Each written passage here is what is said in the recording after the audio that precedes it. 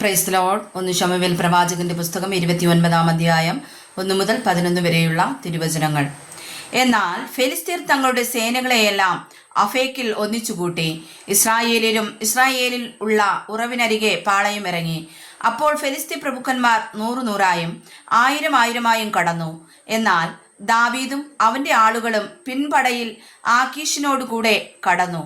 ഫെലിസ്ത്യ പ്രഭുക്കന്മാർ ഈ എബ്രായർ എന്തിന് എന്ന് ചോദിച്ചപ്പോൾ ആക്കീഷ് ഫെലിസ്ത്യ പ്രഭുക്കന്മാരോട്, ഇവൻ ഇസ്രായേൽ രാജാവായ ശൗലിന്റെ ഭൃത്യനായിരുന്ന ദാവീദല്ലയോ? ഇത്ര നാളായി, ഇത്ര സംവത്സരമായി അവൻ എന്നോട് കൂടെ പാർക്കുന്നു. അവൻ എന്നെ ആശ്രയിച്ചതു മുതൽ ഇന്നുവരെ ഞാൻ അവനിൽ ഒരു കുറ്റവും കണ്ടിട്ടില്ല എന്ന് പറഞ്ഞു. എന്നാൽ ഫെലിസ്ത്യ പ്രഭുക്കന്മാർ അവനോട് കോപിച്ചു, നീ അവന് കൽപ്പിച്ചു കൊടുത്ത സ്ഥലത്തേക്ക് പോയിക്കൊള്ളുവാൻ അവനെ മടക്കി അയക്കാം. അവൻ നമ്മോട് കൂടെ യുദ്ധത്തിന് പോരരുത്. യുദ്ധത്തിൽ അവൻ നമുക്ക് ദ്രോഹിയായി തീർന്നേക്കാം. ഈ ആളുകളുടെ തലകളെ കൊണ്ടല്ലാതെ മറ്റെന്തുകൊണ്ടാകുന്നു അവൻ തന്റെ യജമാനനെ പ്രസാദിപ്പിക്കുന്നത്? ശൗൽ 1000 കൊന്നു, ദാവീദോ 10,000 എന്ന് ചൊല്ലി അവർ നൃത്തത്തിൽ ഗാനപ്രതിഗാനം പാടിയ ദാവീദ് ഇവനല്ലയോ എന്ന് ഫെലിസ്ത്യ പ്രഭുക്കന്മാർ അവനോട് പറഞ്ഞു.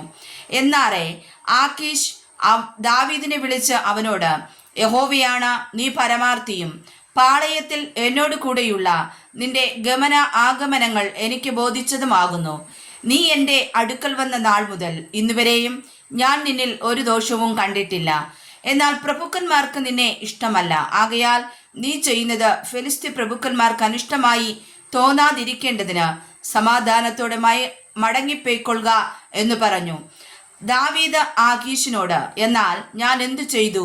നിന്റെ യജമാനനായ രാജാവിന്റെ ശത്രുക്കളുടെ നേരെ ഞാൻ ചെന്ന് പൊരുതി കൂടാതെ വണ്ണം നിന്നോടുകൂടെ ഇരുന്ന നാൾ മുതൽ ഇന്നുവരെ നീ അടിയനിൽ എന്ത് കണ്ടിരിക്കുന്നു എന്ന് ചോദിച്ചു.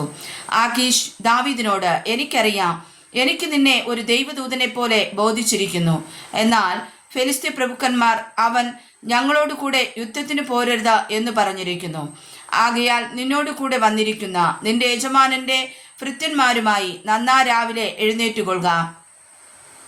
അതികാലത്ത് എഴുന്നേറ്റ് വെളിച്ചമായ ഉടനെ പൊയ്ക്കൊള്ളുവിൻ എന്നുത്തരം പറഞ്ഞു.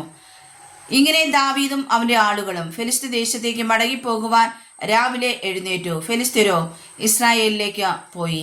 വായിച്ചതായ തിരുവചനങ്ങളാൽ പരിശുദ്ധനായ ദൈവം നമ്മെ സമർത്ഥമായി അനുഗ്രഹിക്കുമാറാകട്ടെ. ആമേൻ.